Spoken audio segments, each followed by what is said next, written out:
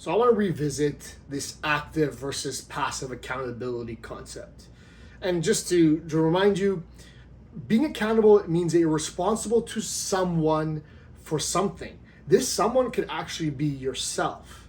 Often, though, we try to have others that we hold us accountable, or others are holding us accountable without even us asking them to. Think of a family member who needs your support, or your children, whatever, right? And everybody deals with accountability and expectations a little bit differently. I will talk about that in a future video. But in the context of fitness, accountability that is passive is like using an activity tracker.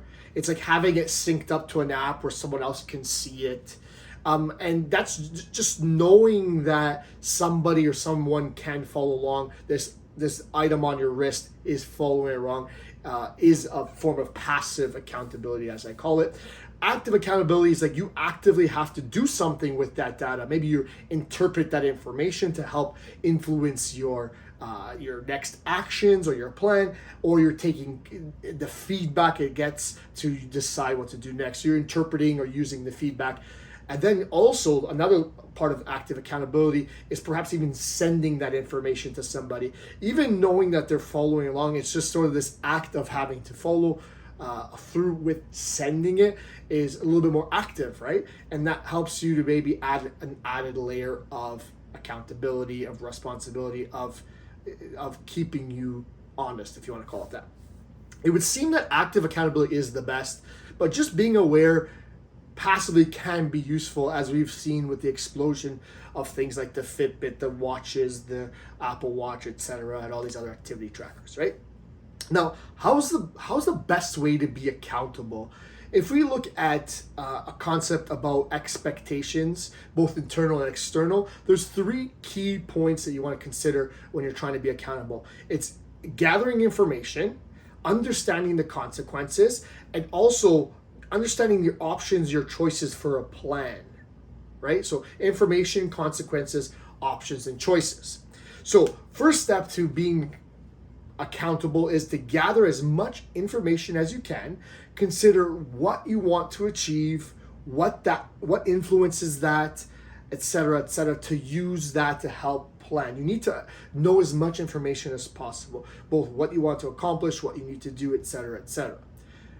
You also need to understand the consequences of actions, of acting or not acting. So of not doing anything, what are the consequences? What will happen if you act or don't act? And these can be natural consequences or enforced consequences. So a natural consequence is maybe if you're not burning as many calories as you were once and you're still eating the same amount, the natural consequences, you're going to gain some form of tissue, usually that's body fat.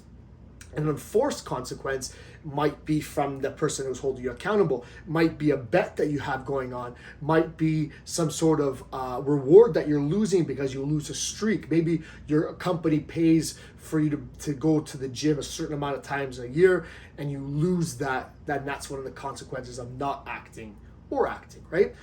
Some of them can be more natural, as I said, happens on their own, and some of them can be enforced. If you consider that blackmail diet that I talked about a long time ago, that's an example of an enforced consequence, right? And then you have to figure out what your options or your choices are. So you get to choose your route and decide what actions you want to be held accountable to. So understand what you want to accomplish, what it might take to get there, what are the consequences of taking actions or no action, maybe even consequences of specific actions or non-actions, and then figuring out what your choices are so that you can plan what to do and what you want to be held accountable to.